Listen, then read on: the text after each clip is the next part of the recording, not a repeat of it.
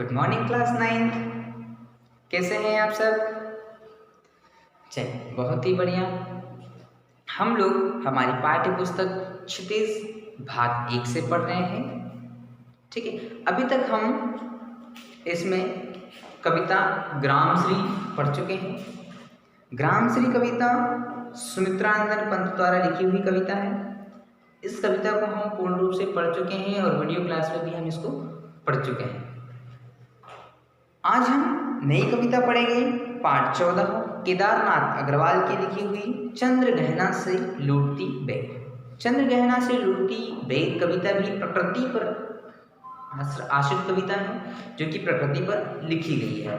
ठीक है, अब इस कविता को पढ़ने से पहले हम केदारनाथ अग्रवाल जी का जीवन परिचय पढ़ लेते हैं। तो इस वीडियो में हम केदारनाथ अग्रवाल जी का जीवन परिचय और कविता के बारे में कुछ चीज़ें पढ़ते हैं। फिर अगले वीडियो से हम कविता को पढ़ना शुरू करते हैं।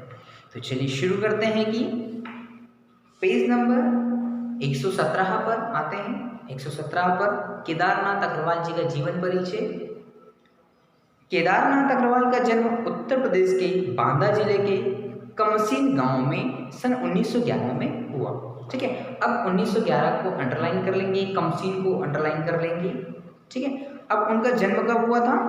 1911 में, और वो भी उत्तर प्रदेश के रहने वाले थे, है ना। उत्तर प्रदेश भी हिंदी भाषी राज्य है ना, वहाँ पर हिंदी भाषा बहुत ज़्यादा प्रचलित है और बहुत ज़्यादा कवि और लेखक जो है वो उत्तर प्रदेश मध्य प्रदेश के रहने वाले हैं। क्यों उत्तर प्रदेश और मध्य प्रदेश की भाषा हिंदी प्रमुख है, तो यहाँ के अधिकतर लोगों ने हिंदी साहित्य को ज़्यादा महत्व दिया है। कमसीन गांव में सन 1911 में हुआ। उनकी शिक्षा इलाहाबाद और आगरा विश्वविद्यालय से हुई। ठीक है, अब इस चीज़ को भी अंडरलाइन कर लेते हैं कि उनकी शिक्षा महत्वपूर्ण विषय होता है या महत्वपूर्ण प्रश्न भी बनता है यहाँ से कि उनकी शिक्षा कहाँ से हुई। तो ये इलाहाबाद और आगरा विश्वविद्यालय से उन्होंने शिक्षा प्राप्त की। केदारनाथ अग्रवाल पेशे से वकील रहे हैं। पेशा मतलब रोजगार, उनका रोजगार क्या था? वकील, वो वकील रहे हैं। उनका तत्कालीन साहित्यिक आंदोलन से गहरा जुड़ाव रहा है। साहित्यिक आंदोलनों से, साहित्यिक आंदोलन मतलब जहाँ साहित्य की बातें की गई हो, जहाँ साहित्य की बड़ी बड़ी गोष्ठियाँ हुई हो, है ना, बड़ी बड़ी संगोष्ठियाँ हुई हो, बड़ी बड़ी परिचर्चाएँ हुई हो, तब उन संगोष्ठियों में, उन परिचर्चाओं में, उन वाद विवादों में केदारनाथ अग्रवाल का आना जाना होता था। सन 2000 में उनका देहांत हो गया, है ना। आज से 20 साल पहले मतलब सन 2000 में उनका देहांत हो गया। अब उनकी कुछ प्रमुख रचनाएं क्या क्या हैं, उन रचनाओं पर ध्यान देते हैं। 1 या 2 नंबर का प्रश्न यहाँ से भी आता है, उनकी रचनाओं पर से भी। नींद के बादल, युग की गंगा, फूल नहीं रंग बोलते हैं, आग का आईना, पंख और पतवार, है मेरी तुम, मार प्यार की थापे और कहे केदार खरी खरी, यह उनकी प्रमुख रचनाएं हैं। ठीक है, इन रचनाओं में से कुछ भी पूछा जा सकता है। उनकी प्रमुख काव्य कृतियाँ हैं। ये जितनी भी रचनाएं हैं ये उनकी काव्य कृतियाँ हैं, मतलब काव्य मतलब कविताओं का संकलन है। उन्होंने छोटी छोटी कविताएं लिखी और इनका संकलन हुआ है इन नामों से। उन्हें सोवियत लैंड नेहरू पुरस्कार और साहित्य अकादमी पुरस्कार से सम्मानित किया गया है। ठीक है, अब इन्हें भी साहित्य अकादमी पुरस्कार से सम्मानित किया गया है। साहित्य अकादमी पुरस्कार साहित्य के क्षेत्र में दिया जाने वाला श्रेष्ठ पुरस्कार होता है। केदारनाथ अग्रवाल प्रगतिवादी धारा के प्रमुख कवि माने जाते हैं। प्रगतिवाद का मतलब होता है कि वो लोगों को प्रेरणा देने का काम करते हैं। उनकी कविताएं हमेशा प्रगति की बात करती है, हमेशा उन्नति की बात करती है, हमेशा आगे बढ़ने की बात करती है, जो लोगों में प्रेरणाएं देने का काम करती है। तो उनकी कविताओं को प्रगतिवाद में रखा गया है। ठीक है, जैसे छायावाद होता है वैसे ही प्रगतिवाद है। छायावाद में हमने पढ़ा था कि 4 स्तंभ होते हैं, वैसे ही प्रगतिवाद है। जहाँ पर प्रगति की बात की जा रही हो, जहाँ राष्ट्र में उन्नति की बात की जा रही हो, जहाँ बेरोजगारी की बात की जा रही हो, वहाँ है प्रगतिवाद। जन सामान्य का संघर्ष और प्रकृति सौंदर्य उनकी कविताओं का मुख्य प्रतिपाद्य रहा है। अब जन सामान्य का संघर्ष मतलब जन सामान्य आम आदमी किस तरह से अपने जीवन में संघर्ष करता है, उन संघर्षों को उन्होंने अपनी कविताओं में स्थान दिया है, अपनी कविताओं में उन संघर्षों का वर्णन किया है। साथ ही उन्होंने प्रकृति के सौंदर्य का वर्णन भी अपनी कविता में लिखा है। हम जो कविता पढ़ेंगे चंद्रगहना से लौटती बेर, यह एक प्रकृति पर आधारित कविता है। प्रकृति सौंदर्य उनकी कविताओं का मुख्य प्रतिपाद्य है। उनके यहाँ प्रकृति की यथार्थवादी रूप व्यक्त हुआ है, जिसमें शब्दों का सौंदर्य है, ध्वनियों की धारा है और है स्थापत्य की कला।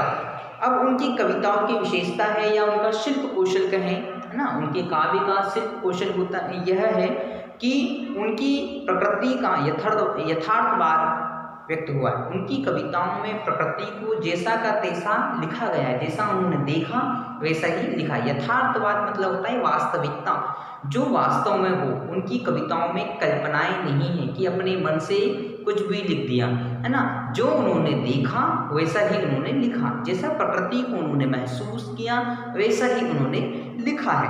ये होता है यथार्थवादी, जिसमें शब्दों का सौंदर्य है। उनकी कविताओं में हम देखेंगे तो शब्दों का सौंदर्य बहुत ही अच्छा है ना।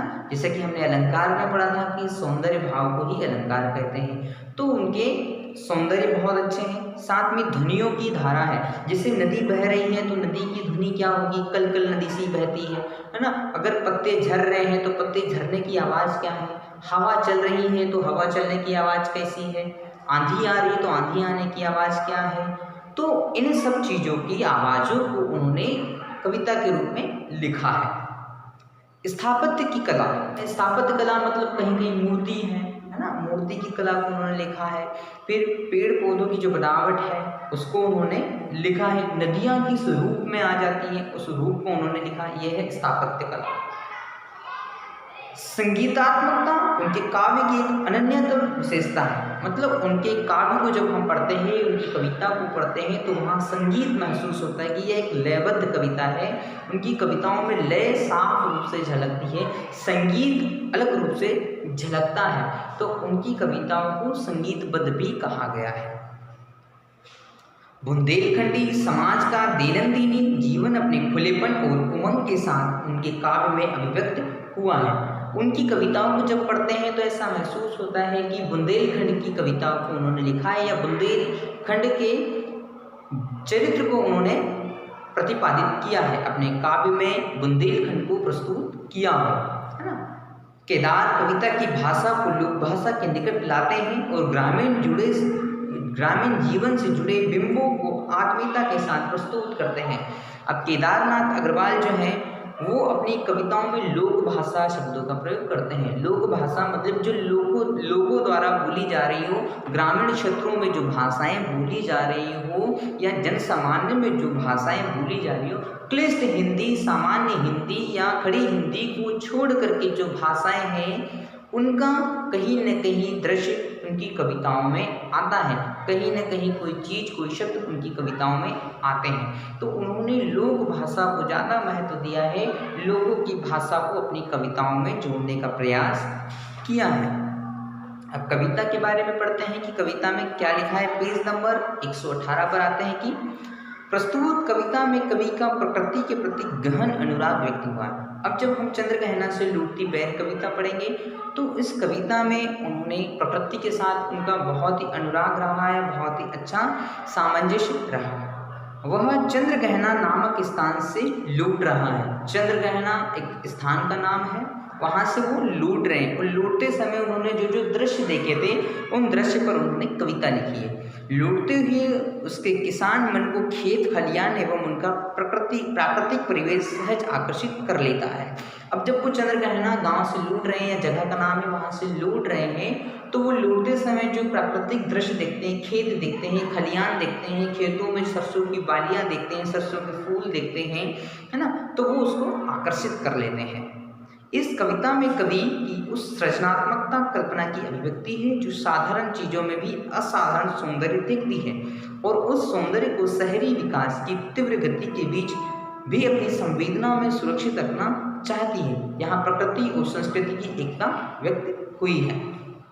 अब हम ये जब कविता पढ़ेंगे तब हम ये महसूस करेंगे कि किस तरह से उन्होंने आज की आधुनिकता और उस प्राकृतिक दृश्य को किस तरह से सामंजस्य किया है, किस तरह से एक रूप में लाने की कोशिश की है। तो यही भाव हम इस कविता में पढ़ेंगे।